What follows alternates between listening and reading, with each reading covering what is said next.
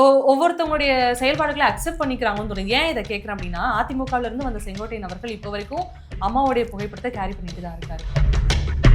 இல்ல இப்போ திமுகல இருந்து ஒருத்தர் வந்து சேர்றாருன்னா கலைஞருடைய புகைப்படத்தை நான் வச்சுட்டு தான் இருப்பேன்னா அதையும் அக்செப்ட் பண்ணிக்கிறேன்.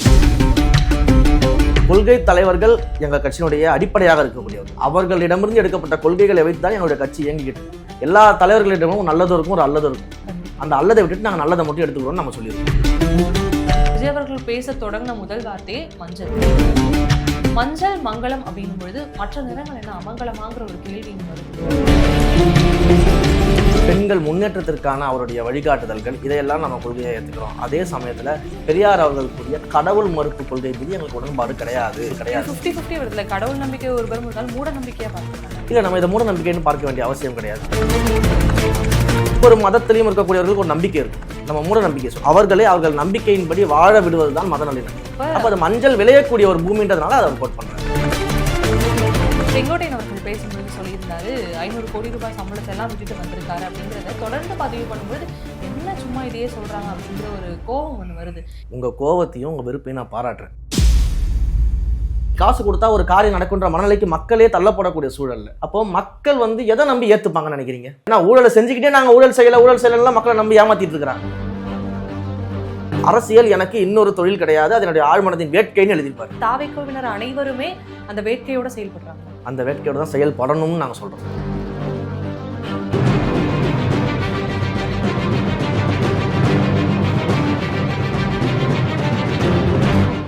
நேயர்களுக்கு வணக்கம். இன்றைய அரசியல் கலந்துரையாடலுக்காக நம்மோடு இணைந்திருக்கிறார் தாவேகாவினுடைய மாநில இணை செய்தி தொடர்பாளர் ரமேஷ் அவர்கள். வணக்கம். வணக்கம். ஒவ்வொருத்தவங்களுடைய செயல்பாடுகளை அக்செப்ட் பண்ணிக்கிறாங்கன்னு தோணுது. ஏன் இதை கேட்கிறேன் அப்படின்னா, அதிமுகல இருந்து வந்த செங்கோட்டையன் அவர்கள் இப்போ வரைக்கும் அம்மாவுடைய புகைப்படத்தை கேரி பண்ணிட்டு தான் இருக்காரு. அது ஓகேவா உங்களுக்கு? ஏன்னா உங்களுடைய சித்தாந்தத்தையும் கொள்கையும் இல்ல. இப்போ திமுகல இருந்து ஒருத்தர் வந்து சேர்றாருன்னா கலைஞருடைய புகைப்படத்தை நான் வச்சுட்டு தான் இருப்பேன்னா அதையும் அக்செப்ட் பண்ணிப்பீங்களா? நான் என்ன சொல்றேன் அப்படின்னா, இன்றைக்கு வந்து தனிப்பட்ட நபராக அவருக்கு அம்மையார் ஜெயலலிதா மேல ஒரு பற்று இருக்குது, அவருக்கு திரு எம்ஜிஆர் அவர்கள் மேல ஒரு பற்று இருக்குது. அந்த புகைப்படங்களை அவர் பயன்படுத்துறாரு. ஆனா கட்சி தலைமை பயன்படுத்துதா? கட்சி தலைமையில இருந்து நாங்க அறிவுறுத்திருக்கிறோமா? நம்மளுடைய கொள்கை தலைவர்கள் புகைப்படங்களை தவிர, தலைவருடைய புகைப்படத்தை தவிர வேற யார் புகைப்படமும் பயன்படுத்தக்கூடாது, எல்லா இடங்கள்லயும் கொள்கை தலைவர்களுடைய புகைப்படங்கள் தான் இருக்கணும் அப்படின்றதுதான் நம்ம. இப்ப நாங்க அண்ணாவுடைய புகைப்படத்தை வந்து நாங்க பயன்படுத்துறோம்னா கொள்கை தலைவர்கள் வரிசையில் நாங்க அவங்களை வைக்கல. கொள்கை தலைவர்கள் எங்கள் கட்சியினுடைய அடிப்படையாக இருக்கக்கூடியவர்கள். அவர்களிடமிருந்து எடுக்கப்பட்ட கொள்கைகளை வைத்து தான் எங்களுடைய கட்சி இயங்கிக்கிட்டு இருக்குது. அதே சமயத்தில் தேர்தல் அணுகுமுறை, அதான் தலைவர் இன்றைக்கு வந்து ஈரோட்டில் சொல்லியிருப்பார். அப்போ அண்ணா அவர்கள் எந்த மாதிரியான ஒரு தேர்தல் அணுகுமுறையை முன்வைத்தார், திரு எம்ஜிஆர் அவர்கள் எப்படியான ஒரு தேர்தல் அணுகுமுறையை முன்வைத்தார், ஒரு ஆட்சி அணுகுமுறையை முன்வைத்தார் நம்ம பார்க்கலாம். அப்போ அவங்க கிட்ட இருக்க ஒரு நல்ல விஷயங்களை நம்ம அந்த தேர்தல் அணுகுமுறைக்காக நம்ம எடுத்துக்கிறோம். கொள்கை தலைவர்கள் அவங்களாம் என்னுடைய பேஸ். அப்போ அந்த கொள்கை தலைவர்கள் என்ன மாதிரியான விஷயங்களை கொடுத்துருக்குறாங்க, பெண் விடுதலைக்காக ஐயா பெரியார் அவர்கள் என்னெல்லாம் பண்ணியிருக்கிறாங்க, என்னெல்லாம் சொல்லியிருக்கிறாங்க. அதே போல வந்து ஐயா காமராஜர் வந்து எப்படி ஒரு தூய்மையான நிர்வாகத்தை கொடுத்தாரு, அதே போல அம்பேத்கர் அவர்கள் வந்து எப்படி அனைவருக்கும் வந்து சம வாய்ப்பு சம உரிமை கொடுக்கணும்னு சொல்லி போராடினார். அப்போ இந்த கொள்கைகள்லாம் நம்ம முன்வைக்கிறோம். அப்போ வீரமங்கை வேலு நாச்சியார் வந்து எப்படி ஒரு தீரத்தோடு இந்த நாட்டின் விடுதலைக்காக வந்து நம்ம போராடுறாங்க. அப்போ அஞ்சலை அம்மாள் செய்த தியாகம் என்ன, அவருடைய தியாக உணர்வு என்ன. அப்போ இது போன்ற விஷயங்களை அடிப்படை கொள்கைகளாக நம்ம வச்சுட்டு இந்த கொள்கைகளை பின்பற்றி தான் கட்சி இயங்குது. அப்போ இந்த கட்சி ஒரு கொள்கை ரீதியாக இயங்கும் போது தேர்தலை சந்திக்கும் போது அந்த தேர்தல் அணுகுமுறையை நம்ம அண்ணா அவர்களிடம் இருந்தோம், திரு எம்ஜிஆர் அவர்களிடம் இருந்தோம் அந்த தேர்தல் அணுகுமுறையை நம்ம எடுக்கிறோம். இவ்வளவுதான் நம்ம சொல்லியிருக்கோமே தவிர, இப்போ இவர் வந்து ஜெயலலிதா அம்மையாருடைய புகைப்படத்தை வச்சுட்டு வந்துட்டாரு, அதனால நாங்க வந்து அவங்க செய்ய போறோம்னு நம்ம சொன்னோமா? இல்ல அவர்களுடைய பாதையில் நடக்க போறோம்னு நாங்க சொல்லியிருக்கிறோமா? அப்படிலாம் கிடையாது. அது அவருடைய தனிப்பட்ட விருப்பம், அவருடைய தனிப்பட்ட உரிமை. அதனால தலைவர் அதை அலோவ் பண்ணியிருக்கிறாரு. ஒரு ஜனநாயக கட்சியில அவர் அலோவ் பண்றாரு. ஆனா இதற்காக கட்சியினுடைய பேஸே மாறிடுச்சு. உடனே வந்து இவங்களுடைய கொள்கை தலைவர்ல வந்து அடுத்தது அண்ணா வந்துட்டாரு, எம்ஜிஆர் வந்துட்டாரு, அம்மையார் ஜெயலலிதா வந்துட்டாங்க, அடுத்தது ஒருத்தர் கலைஞர் போட்டோ வச்சுட்டு வராங்க, நாங்க கொள்கை தலைவர்னு சொன்னோமா? இல்ல இவங்களை தான் நாங்க பின்பற்றுறோம்னு நம்ம சொன்னோமா? கிடையாது. இன்னொன்று தாவேகா ஆரம்பத்திலே சொல்லுச்சு, இறந்த தலைவர்களையும் நாங்க மதிக்கிறோம் அப்படின்னு நம்ம மிக தெளிவாக சொல்லிருக்கோம். இந்த மண்ணிற்காக பங்காற்றி உயிரிழந்த தலைவர்களை நம்ம மதிக்கிறோம், அவர்கள் செய்த நல்ல விஷயங்களை நாங்கள் மதிக்கிறோம். எல்லா தலைவர்களிடமும் நல்லதும் இருக்கும், ஒரு அல்லதும் இருக்கும். அந்த அல்லதை விட்டுட்டு நாங்கள் நல்லதை மட்டும் எடுத்துக்கிறோம்னு நம்ம சொல்லியிருக்கிறோம். இதுல எந்த விதமான மாற்று கருத்து எங்களுக்கு கிடையாது. அவங்க செஞ்ச நல்ல விஷயங்களை நம்ம பாராட்டுவோம், அல்லதை வந்து பெரும்பாலும் நம்ம வந்து தவிர்க்க தான் பார்க்குறோம். ஓகே, கொள்கை கோட்பாடுன்னும் பொழுது எனக்கு வந்து நிஜமாவே விஜய் அவர்கள் பேசும்பொழுது இந்த ஒரு விஷயம் மட்டும் எனக்கு ரொம்பவே முரண்பட்டுச்சு. அதுக்கு உங்ககிட்ட இருந்து விளக்கம் தான் நல்லா இருக்கும்னு நினைக்கிறேன். விஜய் அவர்கள் பேச தொடங்கின முதல் வார்த்தையே மஞ்சள் மங்களகரமானது அப்படின்னும் பொழுது பெரியாருடைய கொள்கையை நீங்க ஃபாலோ பண்றீங்க, பெரியாரிசம் ஃபாலோ பண்றப்போ மஞ்சள் மங்களம் அப்படின்னும் பொழுது மற்ற நிறங்கள் என்ன அமங்கலமாங்கிற ஒரு கேள்வி இங்க வருது இல்லையா? அப்படி கிடையாது. பொதுவாகவே வந்து நம்ம என்ன சொல்லியிருக்கோம் அப்படின்னா, தந்தை பெரியார் அவர்களுடைய பெண் விடுதலை கொள்கைகள், அவர்களுடைய இந்த சாதிய ஏற்றத்தாழ்வுகளுக்கு எதிரான அவருடைய கருத்துக்கள், பெண்கள் முன்னேற்றத்திற்கான அவருடைய வழிகாட்டுதல்கள், இதையெல்லாம் நம்ம கொள்கையை ஏற்றுக்கிறோம். அதே சமயத்துல பெரியார் அவர்களுக்குரிய கடவுள் மறுப்பு கொள்கை மீது எங்களுக்கு உடன்பாடு கிடையாது அப்படின்னு நம்ம மிக தெளிவா சொல்லியிருக்கிறோம். கடவுள் மறுப்பு கொள்கையின் மீது உடன்பாடு கிடையாதுன்னா அது வந்து இந்து கடவுள்களோ இல்ல வந்து ஒரு மதத்திற்கான கடவுள்களோ அப்படிலாம் கிடையாது. எந்த மதமாக இருந்தாலும் அந்த மதத்தில் இருக்கக்கூடிய அந்த கடவுள் நம்பிக்கைக்கு எதிரானவர்கள் நாங்கள் கிடையாது. 50-50 வருதுல, கடவுள் நம்பிக்கை ஒரு பெரும் இருந்தாலும் மூட நம்பிக்கையா பார்க்கப்படாது. இல்ல, நம்ம இதை மூட நம்பிக்கைன்னு பார்க்க வேண்டிய அவசியம் கிடையாது. பொதுவாக இந்த சம்பிரதாய நம்மளுடைய தமிழர்களுடைய வழக்கத்தின் படி பாத்தீங்கன்னா இந்த மஞ்சள் அப்படிங்கிறத வந்து எல்லா இடங்கள்லயுமே, இதை வந்து கடவுள் வழிபாட்டுல மட்டும் இல்லை, நீங்க எல்லா இடங்கள்லையுமே வந்து பாத்தீங்கன்னா இந்த மஞ்சளை வந்து ஒரு மங்களகரமான பொருளாக தான் பார்க்கக்கூடிய ஒரு வழக்கம் இருக்கிறது. அதை தான் கோட் பண்றாரே தவிர்த்து இதுல வந்து மற்ற நிறங்கள் அமங்கலமா அப்படின்ற பேச்சுக்கெல்லாம் நம்ம வந்து இடமே கிடையாது. இது வந்து ஒரு தியரி மாதிரி தான். அது மஞ்சள் வந்து ஒரு மங்களகரமான நிறம்னு நம்ம சொல்றோம். அதுல வந்து எந்த விதமான அதுக்கு நெகட்டிவ் பாயிண்டா நம்ம எதையுமே வந்து சொல்லணுன்ற அவசியம் கிடையாது. அதை மீன் பண்ணியும் அங்க எதுவுமே பேசப்படலை. பொதுவாக இருக்கக்கூடிய மக்கள் வந்து நம்பக்கூடிய அதுதான் வந்து நம்ம என்ன சொல்றோம்னா மத நல்லிணக்கம்னு சொல்றோம். இப்ப ஒவ்வொரு மதத்திலையும் இருக்கக்கூடியவர்களுக்கு ஒரு நம்பிக்கை இருக்கும். நம்ம மூட நம்பிக்கை சொல்லல, பொதுவான நம்பிக்கைகள் இருக்கும். அப்போ அந்த பொதுவான நம்பிக்கைகள் இருக்கு பாத்தீங்களா, அதை டிஸ்டர்ப் பண்ணாம, அதை தடுக்காம, அதுக்கு எதிராக இல்லாம அவர்கள் நம்பிக்கையின்படி வாழ விடுவதுதான் மத நல்லிணக்கம். இன்னொன்னு, உங்களுக்கு மத நம்பிக்கையே இல்லாம இருக்கலாம், எந்த மதத்தின் மீது நம்பிக்கை இல்லாம இருக்கலாம், நீங்களும் எங்க கூட சேர்ந்து மத நம்பிக்கைகளோட சேர்ந்து ஒரு இணக்கமாக ஒரு சகோதரத்துவத்தோட வாழ்றதுதான் மத நல்லிணக்கம். அப்போ இங்க வந்து தமிழ்நாட்டுல தமிழுடைய பாரம்பரியமாக இந்த மஞ்சள் அப்படிங்கறத வந்து ஒரு மங்களகரமான விஷயமாக பார்க்கும் பொழுது நம்மளும் அதை அப்படிதான் பார்க்கிறோம். அதுல நமக்கு எந்த விதமான எதிர்கருத்துக்களும் கிடையாது. அதற்காக வந்து மற்ற நிறங்கள் வந்து மற்ற மதத்தினர் இன்னொரு நிறத்தை பயன்படுத்துறாங்க, அந்த நிறங்கள் மங்களம் கிடையாதுன்னா எல்லா நிறங்களுமே அவர்களுக்கு மங்களமாக இருந்தா நாங்கள் அதை ஏத்துக்கிறோம். அதுல எங்களுக்கு எந்த விதமான மாற்று கருத்தும் கிடையாது. அப்ப அது மஞ்சள் விளையக்கூடிய ஒரு பூமின்றதுனால அதை அவர் கோட் பண்றாரு. மஞ்சள் விளையக்கூடிய பூமின்னு மட்டுமே சொல்லியிருந்திருக்கலாமோ அப்படிங்கிற ஒரு கருத்து இருக்கு. இல்ல, அப்படின்னு கிடையாது. நம்ம வந்து அந்த இடத்துல அந்த மஞ்சள் விளையக்கூடிய பூமியில அந்த மஞ்சளை அந்த மக்கள் எப்படி பார்ப்பாங்க, அந்த விளையக்கூடிய அந்த மஞ்சளை வந்து அங்க இருக்கக்கூடிய விவசாயிகள் எப்படி பார்ப்பாங்க அப்படிங்கிறது நம்ம பார்வை இருக்குல்ல. அப்ப அந்த விவசாயிகள் அதை எப்படிப்பட்ட விஷயமாக பார்ப்பாங்க, அவங்க விளைவிக்கக்கூடிய அந்த மஞ்சளை வந்து அவங்க எந்த கண்ணோட்டத்துல பாக்குறாங்க. அப்ப விவசாயிகளை பொறுத்த வரைக்கும் வந்து இன்றைக்கு எதை நம்பி அந்த மஞ்சளை வந்து அவங்க உற்பத்தி பண்றாங்க, ஒண்ணு வந்து மஞ்சளை வந்து நம்ம மெடிசனா யூஸ் பண்றோம், இன்னொன்று பல்வேறு விதமான மங்களகரமான விஷயங்களுக்கு இந்த மஞ்சளை பயன்படுத்துறாங்க. அப்போ அவர்கள் அந்த மஞ்சளை விளைவிக்கும் போது அது வந்து மிகப்பெரிய அளவில் வியாபாரமாகும், அது மூலமா நமக்கு வருமானம் கிடைக்கும், அப்போ விவசாயிகள் வாழக்கூடிய அங்கே சூழல் ஏற்படும் நம்பி தானே அவங்க மஞ்சளை விளைவிக்கிறாங்க. அப்போ அவங்களுடைய பார்வையும் அப்படிதானே இருக்குது.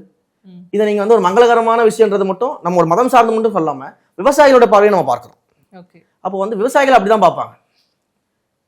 விவசாயிகளுடைய பெர்ஸ்பெக்டிவ்ல இருந்தா எல்லா பெர்ஸ்பெக்டிவ்ல நம்ம பார்க்கிறோம். அப்ப அவர்கள் மக்கள் என்ன மனநிலையில் இருக்காங்களோ அதை தான் நம்ம பிரதிபலிக்கிறோம். இதுல வந்து தனிப்பட்ட கருத்துக்கு இடமே கிடையாது. ஓகே, செங்கோட்டையன் அவர்கள் பேசும்பொழுது சொல்லியிருந்தாரு 500 கோடி ரூபாய் சம்பளத்தை எல்லாம் விட்டுட்டு வந்திருக்காரு அப்படிங்கிறத தொடர்ந்து பதிவு பண்ணும்பொழுது என்ன சும்மா இதையே சொல்றாங்க அப்படிங்கிற ஒரு கோபம் ஒன்று வருது. ஏன்னா அரசியல்னு பார்க்கும்போது அது மக்களுக்கான ஒரு களம், மக்களுக்கு சேவை செய்யக்கூடிய ஒரு களம். இதையே திருப்பி திருப்பி சொல்லிட்டு இருந்தா ஒரு வெறுப்பு வராதா? உங்க கோபத்தையும் உங்க வெறுப்பையும் நான் பாராட்டுறேன். ஆனா நான் என்ன கேக்குறேன் அப்படின்னா, இல்ல இப்போ உதயநிதியுமே எடுத்துட்டு வச்சுக்கோங்களேன், நான் ரெட் ஜெயண்ட்டை வந்து இன்னொரு பையன்ட்ட கொடுத்துட்டு வந்துட்டப்பா, எனக்கு இவ்வளவு கோடி லாஸ், நான் ப்ரொடக்ஷன் பண்ணி இவ்வளவு சம்பாதிச்சிருப்பேன்னு சொன்னா ஏத்துப்பீங்களா? நான் சொல்றேன், அவர் சொல்றது சொல்லாத அடுத்த விஷயம். பட் தொடர்ந்து திமுக வந்து நாங்க சிறப்பான ஆட்சி கொடுக்குறோம், ஊழல் இல்லா ஆட்சி கொடுக்குறோம் அப்படின்னு சொல்லிட்டே வராங்களா? இது போன்ற ஒரு ஆட்சியே வந்து வரலாற்றுல கிடையாது, இது போன்ற ஒரு முதலமைச்சரே வரலாற்றுல கிடையாதுன்னு சொல்றாங்கல்ல, ஊழல் இல்லாத ஆட்சியை கொடுக்குறோம் நாங்க அப்படின்னு சொல்றாங்கல்ல, நீங்க ஏத்துக்கிறீங்களா? ஏத்துக்க மாட்டேன். அப்போ உங்களுக்கு அதை திரும்ப திரும்ப அவன் சொல்லும் போது கோபம் வரலையா? கோபம் வருது இல்ல.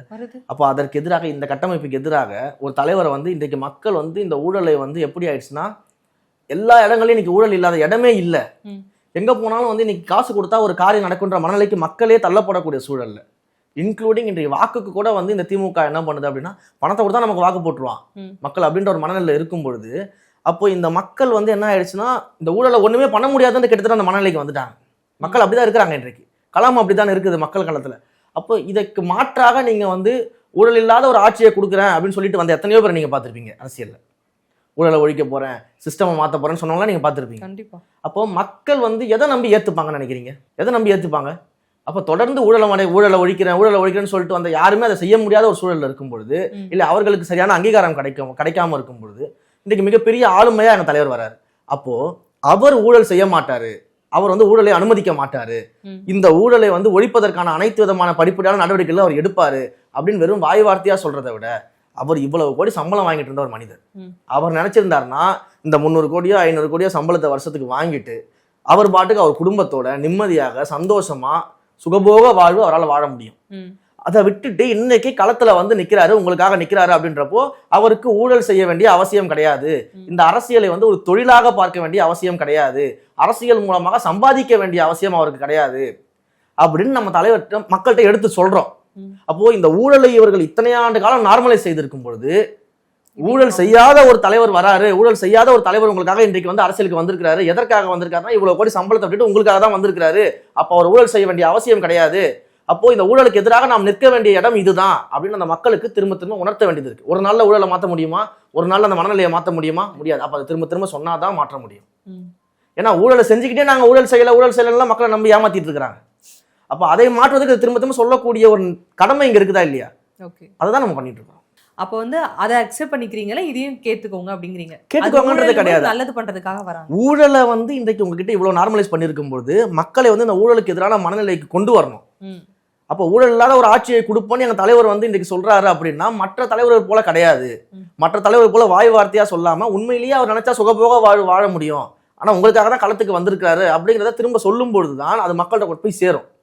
அப்போ அதை வந்து நம்ம மக்கள்கிட்ட ஸ்ட்ராங்கா புரிய வைக்கிறோம். அவர் ஊழல் செய்யறதுக்காக இங்க வரல. அவருடைய முதல் கடிதத்திலே எழுதியிருப்பாரு. கட்சி அறிவிப்பு வந்த முதல் கடிதத்தை நீங்க எடுத்து பாத்தீங்கன்னா தெரியும். அரசியல் எனக்கு இன்னொரு தொழில் கிடையாது, அதனுடைய ஆழ்மனத்தின் வேட்கைன்னு எழுதியிருப்பாரு. அப்ப அரசியல் எனக்கு இன்னொரு தொழில் கிடையாது அப்படின்னு அவர் சொல்லக்கூடிய காரணம் என்ன? அது சொல்ல வேண்டிய அவசியம் என்ன இருக்கு? ஏன்னா நான் இங்க சம்பாதிக்க வரல, நீங்க எனக்கு நிறைய கொடுத்துட்டீங்க, நான் திரும்ப உங்களுக்கு ஏதாவது செய்யணும்னு ஆசைப்படுறேன், உங்களுடைய வாழ்வாதாரத்தை முன்னேற்றணும்னு ஆசைப்படுறேன், அதற்காக நான் வந்திருக்கிறேன் அப்படின்றதுனால தான் அதை திரும்ப மக்கள்கிட்ட பதிவு பண்றாரு. ஓகே, விஜய் அவர்கள் வந்து அரசியல் ஒரு தொழில் கிடையாது, அது என்னுடைய வேட்கை அப்படின்னு சொல்லும்பொழுது தாவேகவினர் அனைவருமே அந்த வேட்கையோட செயல்படுறாங்களா? அந்த வேட்கையோட தான் செயல்படணும்னு நாங்க சொல்றோம். இன்னும் வந்து அரசியல் அப்படிங்கிறது வந்து 2 ஆண்டுகள் மட்டுமே அரசியல் கிடையாது. இல்லை வந்து இந்த 2026 தேர்தல் மட்டுமே அரசியல் கிடையாது. ஒரு 30 ஆண்டு காலம் 40 ஆண்டு காலம் இந்த கட்சி பயணிக்க போது, இந்த மக்களோட இருக்க போகுது, முதன்மை சக்தியாக இருக்க போது, ஆட்சி கட்டல் இருக்க போகுது.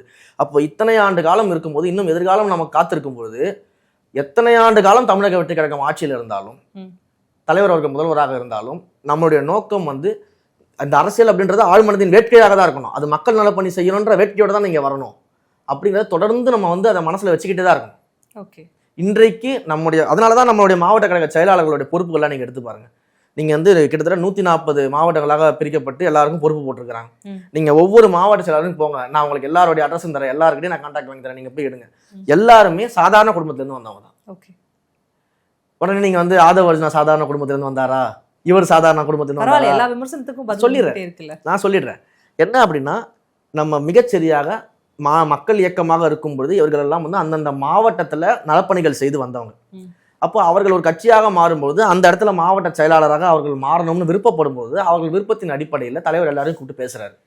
அப்போ இதுல யாரு மக்களுக்காக பணி செஞ்சிருக்கிறாங்க, எத்தனை ஆண்டுகள் பணி செஞ்சிருக்கிறாங்க, என்னென்ன பணிகள் செஞ்சிருக்கிறாங்க, அதற்கான ஆதாரங்கள் நீங்க என்ன வச்சிருக்கிறீங்க அப்படின்றது எல்லாத்தையும் தலைவர் ஒவ்வொருத்தராக பார்த்து ஒவ்வொருத்தரையும் பாக்குறாங்க. நீ வந்து ரொட்டி பால் முட்டை திட்டம் பண்ணியிருக்கிறியா உன் மாவட்டத்துல, எத்தனை பகுதிகளில் நீ பண்ணியிருக்கிற, எத்தனை ஆண்டுகள் பண்ணியிருக்கிற. அதே போல விலையில்லா விருந்தகம்னு நம்ம ஒரு திட்டம் வந்து பண்ண சொன்னோம். ஒவ்வொரு மாவட்டங்களையும் இலவச உணவு கொடுக்க சொல்லியிருந்தோம். இப்ப நீ பண்ணியிருக்கிறியா, எத்தனை தொகுதிகள்ல எத்தனை இடங்கள்ல உன்னுடைய மாவட்டத்தில் அது ரன் ஆயிட்டு இருக்கு, எத்தனை நாட்களாக அது ரன் ஆயிட்டு இருக்குது. அதே போல வந்து இரவு நேர பயிலகங்கள் நம்ம நடத்த சொன்னோமே, எத்தனை பயிலகங்கள் இருக்கு, எத்தனை ஸ்டூடெண்ட்ஸ் படிக்கிறாங்க, அதற்கான அட்டண்டன்ஸ் இருக்குதா, தினமும் எத்தனை ஸ்டூடெண்ட்ஸ் வர்றாங்க, இன்றைக்கு வரைக்கும் எவ்வளவு ஆசிரியர்கள் இருக்கிறாங்க. அதே போல வந்து கொரோனா காலகட்டத்தில் பேரிடர் உதவிகள் என்னென்ன பண்ணியிருக்கிறீங்க, மற்ற நேரத்தில் அங்கே வந்து நீங்க ரத்த தான முகாம் எத்தனை பண்ணியிருக்கிறீங்க, எத்தனை பேருக்கு ரத்தம் கொடுத்துருக்கீங்க, கண்தான செயலி ஆரம்பிச்சு எத்தனை பேர் வந்து கண்தானத்துக்கு ரிஜிஸ்டர் பண்ணியிருக்கிறாங்க, எவ்வளவு பேர் ரத்த தானம் அந்த ஆப்பின் மூலியமாக உங்க மாவட்டத்தில் கொடுத்துருக்காங்க. இப்படி எங்கள் மக்கள் இயக்கத்தினுடைய ஒவ்வொரு நலத்திட்டங்களையும் இந்த மாவட்ட செயலாளர் தன்னுடைய தொகுதியில பண்ணியிருக்கிறாரா, தன்னுடைய மாவட்டங்கள்ல பண்ணியிருக்கிறாரா, அதை எப்படி பண்ணியிருக்கிறாரு, அவருடைய குடும்ப பின்னணி என்ன, எதன் அடிப்படையில் அவர் இவ்வளவு தூரம் பண்ண முடிஞ்சுது, இது எல்லாத்தையும் பார்த்துட்டு தான் இந்த 140 கிட்டத்தட்ட 140 மாவட்டங்கள்லையுமே அந்த மாவட்ட செயலாளர்களை நியமிக்கும் பொழுது இத்தனை ஆண்டு காலம் வேலை செஞ்சு ஒரு சாதாரண குடும்பத்தில் வந்தோன்னா தான் மாவட்ட செயலராக போட்டிருக்கேன். எதுக்கு அப்படின்னா நீ அங்கேருந்து வந்தாதான் உனக்கு அந்த கஷ்டம் தெரியும். அப்போ நீ அப்பதான் அரசியலை வந்து ஒரு ஆழ்மனதின் வேட்கையாக புரிந்து கொண்டு நீங்க களத்துல செயல்பட முடியும். நாளைக்கு அதிகாரமே வந்தா கூட நீ மக்களுக்கு செயலாற்ற முடியும். அதுதான் நம்ம பண்ணிட்டு இருக்கணும். அதை தான் தலைவர் அவர்கள் சொல்லியிருக்கிறாரு. நம்முடைய மாவட்ட செயலாளர்கள் ஆல்ரெடி திறம்பட செயல்பட்டு இருக்காங்க, இன்னும் பல்லாண்டு காலம் செயல்பட வேண்டும் அப்படிங்கிறது தான் என்னுடைய கருத்து. ஓகே, தாவேகவினர் அனைவருமே ஒரு வேட்கையோடு செயல்பட வேண்டியதுதான் எல்லாருடைய விருப்பம் அப்படிங்கிற ஒரு கருத்தை என்னோட பகிர்ந்திருக்கீங்க. இன்னும் தேர்தலுக்கு ஒரு சில மாதங்கள் தான் இருக்கு. வாய்ப்பு இருந்தால் மீண்டும் சந்திப்போம். தேர்தல் பத்தின ஒரு நீண்ட கலந்துரையாடலில் ஈடுபடலாம். உங்களுடைய கருத்துக்களை என்னோட பகிர்ந்திருக்கீங்க. ரொம்ப நன்றி.